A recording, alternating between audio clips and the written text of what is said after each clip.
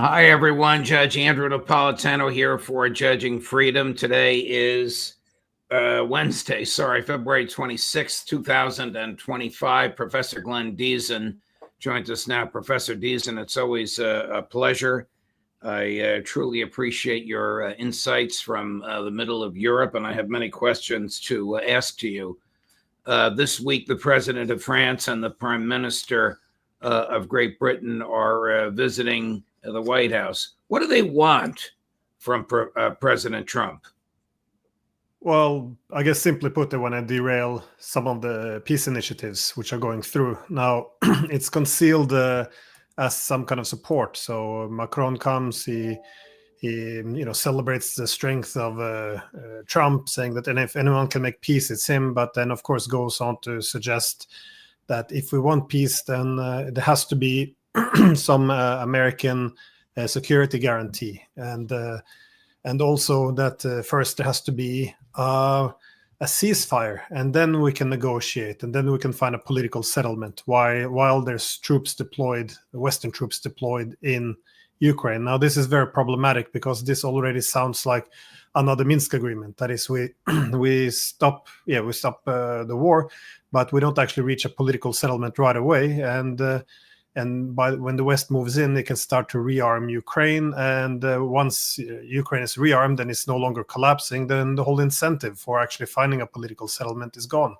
So this is a way of avoiding. I'm thinking of what my former Fox colleague and now Secretary of Defense Hegseth said about 2 or 3 weeks ago. There will be no Minsk III. I think he knew what he was talking about. Macron and Starmer, we'll get to Chancellor in waiting Mers in a minute, but don't President Macron and Prime Minister Starmer understand President Putin, understand the Russian mentality, understand that they will not just stop in a standstill and then negotiate. They will achieve their goals first unless Ukraine just gives up the ghost. Well, I think they should understand this. Of course, we haven't had any diplomacy for 3 years, so there's probably a lot of misunderstanding about the motivations of the Russians. But I think the main point or the main purpose is to make Trump take some ownership over the war and commit itself to continuing the war. And towards this end, it's good to begin to get Trump to sign up to these ideas that they have to get involved somehow in a security guarantee. But no, you are correct. This was Hegseth's main point. There will be no NATO expansion. Ukraine can't get all its territories back, and there won't be any security guarantee. Now, on the security guarantee is just common sense. If you want a stable, peaceful settlement, then you can't have any incentives for restarting the conflict. If you have thousands of NATO troops, including American troops, on Ukrainian soil, then any restart of the conflict would then revive the war, but then bring in the NATO countries on its side against Russia. So there would be 2 great incentives to continue this war. And as you correctly point out, the Russians would never accept this. They invaded Ukraine to avoid NATO's incursion into Ukraine. So simply, now that Russia won, they're going to have a peace settlement in which NATO's going to patrol the borders between the Ukrainians and Russians. Well, that's inconceivable. Yeah. Exactly. Yeah. Keep in mind that they consider this to be a NATO proxy war. So right. It is a NATO proxy war, at least a U.S. proxy war.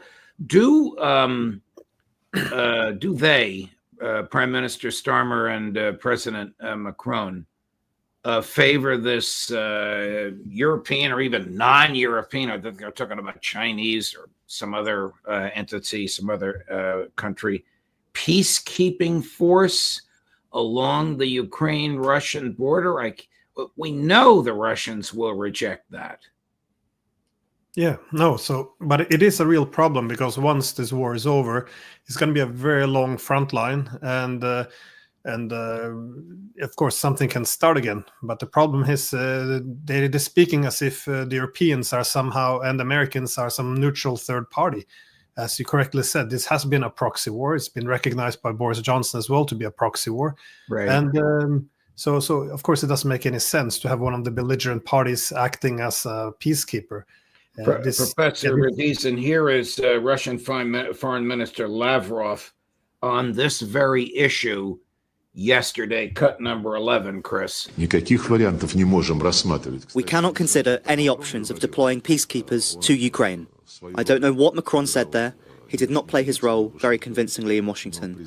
But when this topic was raised at a press conference, as I read, President Trump said a decision to deploy peacekeeping forces is possible only with the consent of both parties, apparently meaning us and Ukraine. No one asks us about this. This was earlier today. I misspoke when I said yesterday. It's very interesting. He said at the very end, no one asks us about this. I guess he's saying this wasn't even raised when I met with Secretary of State Rubio in Riyadh last week. No, and again, I think this comes a bit out of the blue, but it shouldn't be seen as unexpected. Indeed, when you hear Macron speak about, when he spoke to Trump about what would create peace, as well as with different American journalists, he keeps making the point that we have to have a very powerful NATO presence to make sure that if conflict would start again, that is, if Russia does something wrong, that we would all act immediately and intervene. Now, the problem is that this again is the vision that security is simply of NATO, surrounding Russia, showing overwhelming force and deterring Russia. But common sense security has deterrence and reassurance, and no one ever actually addresses the Russian security concern. And again, this is what the Russians have been worried about. They said this now for decades. We won't have any NATO in Ukraine. All of our politicians recognize this.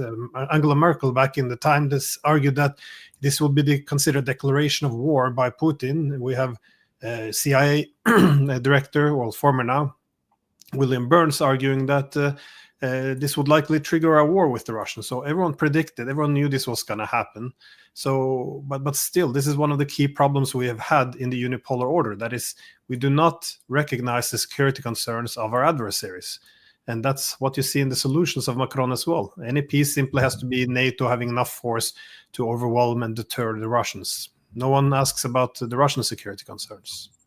The recognition of the security concerns of our adversaries, otherwise known as realism, as espoused by your colleague and our colleague, Professor John Mearsheimer. Do these European politicians, and you can expand this to Chancellor in waiting Merz if you want, do they actually fear a Russian invasion of their countries? Does Keir Starmer think the Russians are going to invade Great Britain? And does Emmanuel Macron think they're going to bomb Paris?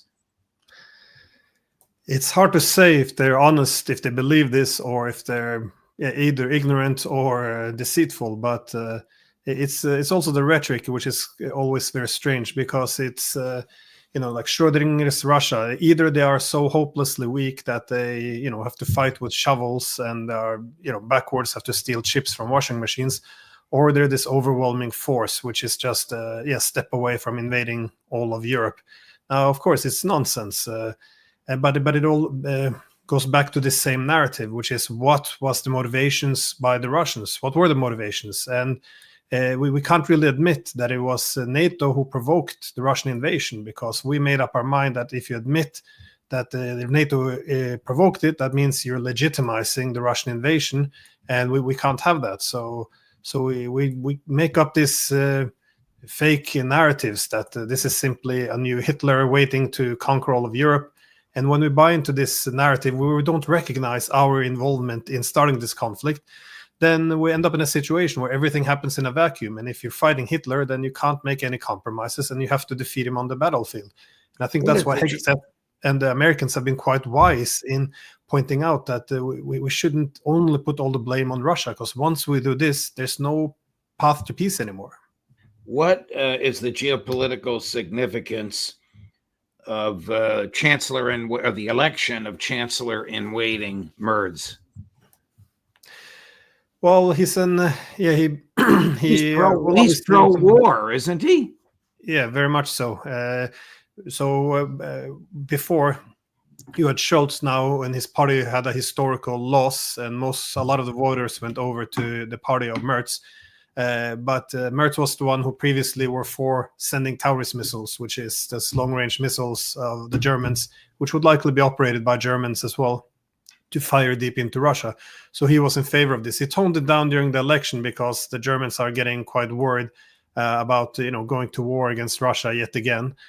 So it hasn't been that popular. But no, he's very, very hawkish on Russia, and he's, interestingly enough, he's been very Atlanticist in the past, which means he wants to prioritize Europe's relationship with America. But now that Trump is against all of this and wants to make peace in Ukraine, he's actually speaking openly about we have to learn to live without America. We have to maybe create a partnership with the French and the British so we can continue this war against the Russians. I mean, it's quite it's an interesting point in time to look for independence, to have more autonomy, because traditionally the Europeans were seeking more autonomy when they thought that the Americans were too aggressive, like in Iraq. Right.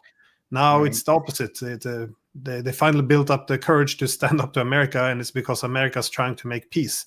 Can NATO exist without America? No, I think NATO is America. It's just to look at the weaponry, the capabilities. It is America plus its allies. So no, I don't think it can exist without the United States. So I'm not even sure if Merz is very serious about creating an alternative structure. It might just be a warning to the US that if you don't consult us, we might go our own way. But to be honest, I don't have a window into his head, so I'm not sure if he actually think there can be a NATO without the United States. I think it would be weak. And also the Americans are the good role the American plays are they're a pacifier. That is, they prevent the Europeans from going after each other. If the Americans leave, the Europeans will quarrel, and they can't come up with a common position. Well, the Europeans have no leverage with Trump whatsoever, do they? No, not at all. What is Prime Minister Starmer going to offer President Trump tomorrow besides a dinner with the king? Well, this is the problem, I think. I think they bought into their own propaganda that Trump is all about himself, and all you have to do is flatter his ego and tell him what a great leader he is, that the Russians will fear him if he only puts his foot down, and this kind of thing. And then Trump will take the flattery and throw out these peace negotiations out the window. But I assume that Trump can tell what is going on here. And but again, it goes back to our propaganda in Europe, that is. Keep in mind that everyone in Europe was shocked when he won, because none of our media reported on why the Americans were favoring Trump, because they feared that this would legitimize him. And no one has really explained the logic behind what Trump is doing in Ukraine. Again, the war has been lost. We keep thinking here in Europe that he's somehow selling out Ukraine and giving up and surrendering. But the war has been lost. It can't be won. Every day more people are dying, more territory is lost. We're moving closer to nuclear war. We're pushing Russia closer to China. This makes no sense anymore. But we don't discuss the rationale behind this more realist policy. As Hegseth said as well, the need to move away from this very dangerous idealism. But instead, we speak about him as a cartoon, someone who just looking to boost his own ego. And it's so they might simply have bought into their own propaganda, I think. What is the reaction in Moscow to Trump's outreach to Putin? It must be one of delight and joy and even adulation. They haven't seen this in a generation.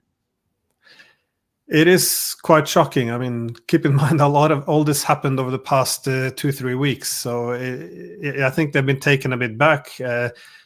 Some are very optimistic, obviously, because they never heard this rhetoric before. Indeed, when Trump came out and said that NATO provoked the war, they never heard anyone actually recognize the Russian security concerns before.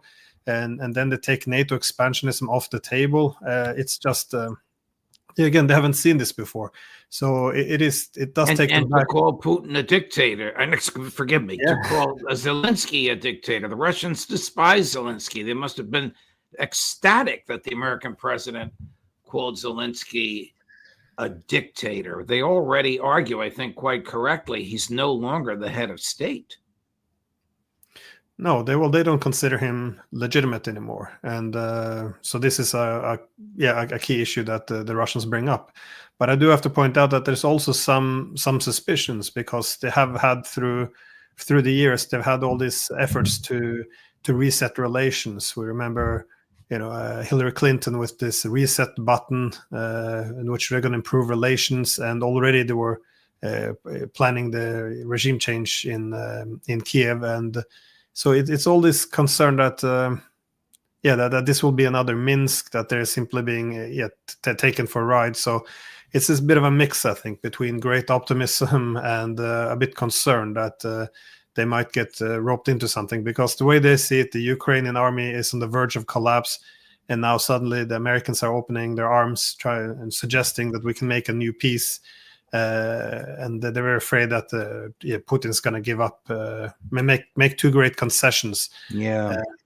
At the risk of getting too into the weeds, I want to ask you this: if Trump is truly in favor of peace, why is he willing to trade an agreement to own a share of the assets of Ukrainian mineral rights? In return for what? In return for continued military support of Ukraine? Well, this is a bit unclear what the deal will have, but it doesn't seem like the United States has promised anything. They've been clear that they're not going to give any security guarantees. So at the time being, it might just look like it's free money, and it's also good for Trump, as his narrative was that Biden, he gave away all this American money in order to fuel a war, which led to all these deaths and took us on the verge of nuclear war, and now, of course, pushing Russia away. So he's going to do the opposite. He's going to get all the money back and still make the peace. So he hasn't actually promised anything away. I think the Ukrainians are in a very desperate situation, though, because they've had this quarrel now with Trump, and the way they see it, if the United States is handed over a significant part of Ukraine's resources, then America has an economic incentive to even take back some of these territories, because where most of these rare earth minerals and other resources are, they're heavily concentrated in the east, in Donbass.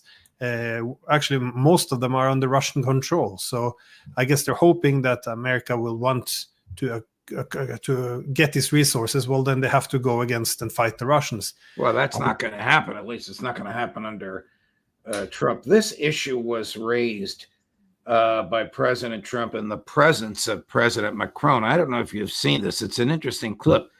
Donald Trump famously doesn't like to be touched. President Macron reaches over and grabs his arm, and then you'll see President Trump make some faces and some hand gestures to show that, well, I'm not going to interrupt my guest, but I think he's crazy. Cut number 7. Just so you understand, Europe is loaning the money to Ukraine. They get their money back. No, in fact, to be frank, we paid 60% of the total effort, and it was through, like the US, loans, guarantee, grants, and we provided real money, to be clear. Gotcha. We have 230 billion frozen assets in Europe, Russian assets, but this is not as a collateral of a loan, because this is not our belonging. So they are frozen. If at the end of the day, in the negotiation we will have with Russia, they're ready to give it to us, super. It will be loan at the end of the day, and Russia will have paid for that. If you This is my believe wish. that, it's okay with me. I'm surprised they didn't say, this is an American phrase, Professor Diesen, with which you may or may not be familiar. If you believe that, there's a bridge in Brooklyn I have for sale, going back to a movie in which various people sold the same bridge. None of them had the rights to sell it, of course. I'm going to read what he said, because his English was a little garbled there. This is President Macron. We have 230 billion frozen assets in Europe, Russian assets, but this is not collateral of a loan, because this is not our belonging. So they are frozen. If at the end of the day, in the negotiation we will have with Russia, they're ready to give it to us, super. It will be loaned at the end of the day, and Russia would have to pay for that. And then Trump chimes in. I guess we now know why at least the French want to be involved in these negotiations. They think that Putin is somehow going to allow them to steal the Russian money in French banks. Why would he ever go along with that. No, and I think that the Russians are willing to make some concessions to the Americans, but not the Europeans. And there's an interesting comments which was made by the former Russian president, Dmitry Medvedev, who argued that the non-Western countries who put sanctions on Russia, they will forgive them. The Americans, they will be pragmatic and work with because they're relevant, but the Europeans who have been so hawkish and aggressive and now they're not that relevant, that they would get punished. And I think that any treatment the Americans get, the assumption that this will also apply to the Europeans, I think is very, very wrong. Keep in mind, by the way, we talked about Zelensky giving away all these Ukrainian resources to Trump. Putin has also reached out actually and suggested that the United States and Russia can cooperate on energy extraction in Russia. Not just the territories which it acquired in Ukraine, which is the majority of the resources, but also in the larger Russia, which is a huge deal. So, so I think the Americans will get a good deal because they are getting all the energy projects now in Russia, all the economic cooperation. Meanwhile, the Europeans, they ran their industries into the ground. They cut themselves off the resources, and now they're not going to get any of the market share back in Russia either. So, one of the first things that Foreign Minister Lavrov said when he was meeting with Secretary Rubio and others in Riyadh was to remind the American side that American businesses have lost $330 billion in revenue due to the Biden-Trump, I have to call it Biden-Trump because they're still in place, sanctions, and I don't think there are any embargoes. They're all sanctions. Just just a comment on Macron, though, because he also pointed out that we haven't taken or acquired or stolen the actual funds from the Russian central bank because that's against international law. We've only taken the proceeds from these resources. The interest that money is generated. Well, that's also theft. That interest is not theirs. It belongs to the people whose money is in the bank account. Of course, this is why it's so absurd that he would think that this is okay in international law to steal the proceeds from their sovereign funds. And but again, this is the bubble which has been created because here the narrative is, well, they should give it away because the war was illegal, so they have to now pay for it. But this doesn't make any sense. One can argue, of course, the invasion of Iraq was also illegal. Is the rest of the world going to seize American assets, steal them, and do what they want? I mean, this is a complete collapse of trust in the European financial system. It's an exercise in self-harm, and but we're not able to criticize it here because if you criticize it, then you're seen as being pro-Russian, and this is not allowed. So. We painted ourselves in a corner. Professor Diesen, is the American empire shrinking? Well, I think it appears so.